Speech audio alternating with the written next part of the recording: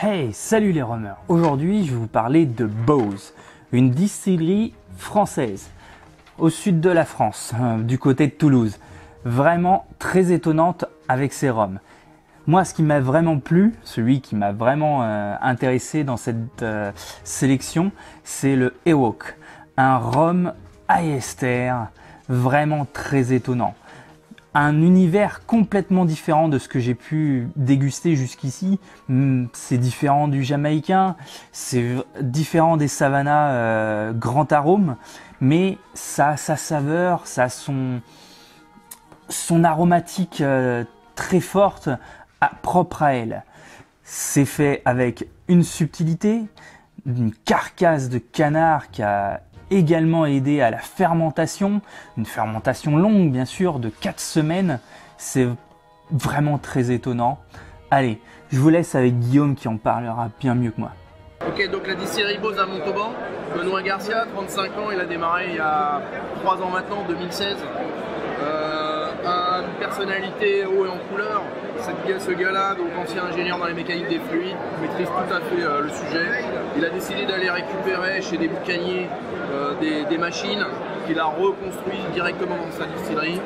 Il a créé la distillerie de toutes pièces, il n'y avait que l'armature métallique, il a construit les murs, l'alambic, ses cuves. Donc un joli garçon qui distille pour moi vraiment très bien. Là aujourd'hui on est au Rhum Fest, donc qu'est-ce qu'on fait? On fait découvrir Saké Acerum, puisqu'il distille également des pure malt, il distille également des gins et de la vodka. La première version c'est Estador, donc la particularité c'est de la mélasse qui provient de Thaïlande, mélasse qui est certifiée bio. Des fermentations qui vont durer à peu près une semaine avec des levures indigènes. S'ensuit la distillation sur un alambic de 9 hecto, 900 litres, type Largos. Puis aux sorties de chauffe, on a à peu près entre 70 et 75 degrés. Une phase de repos qui va durer à peu près 3 mois en cuve inox. Après 3 mois, on décide de passer en phase de réduction, mais réduction très lente comme j'étais en train de t'expliquer. La particularité de Free Spirit, c'est vraiment avec des producteurs qui vont faire des réductions très lentes, vont rajouter de l'eau en dose homéopathique pour pas casser la chaîne de l'alcool et justement retrouver ce que moi j'aime dans le monde des spiritueux et du vin naturel, c'est la picolabilité. Vraiment ce caractère sapide, donc en verre un appel un deuxième. Et donc le fait de récupérer cette générosité, c'est uniquement par une réduction lente.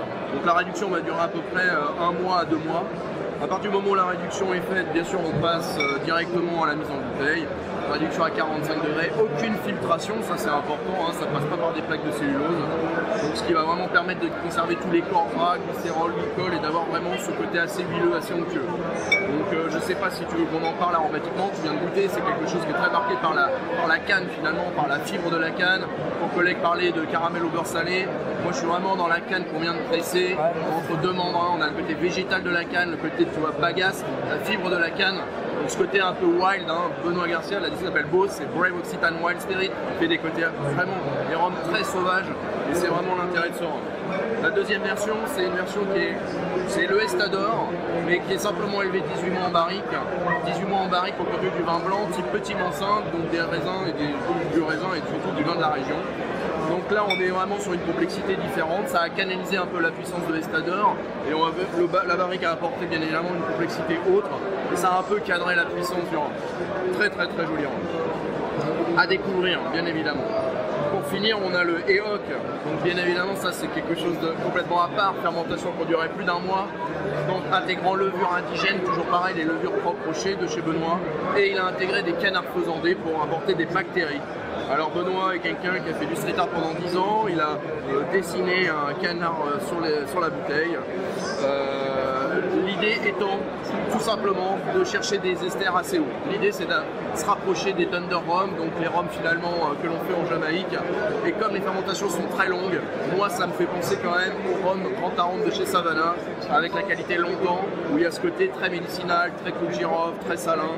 On est à 57 degrés, l'équilibre est complètement parfait. Voilà, un rhum qui se boit tel quel en dégustation pure ou alors anti-punch. Voilà, un rhum pour moi à découvrir sans hésiter, en tout cas un travail hors norme de chez Benoît.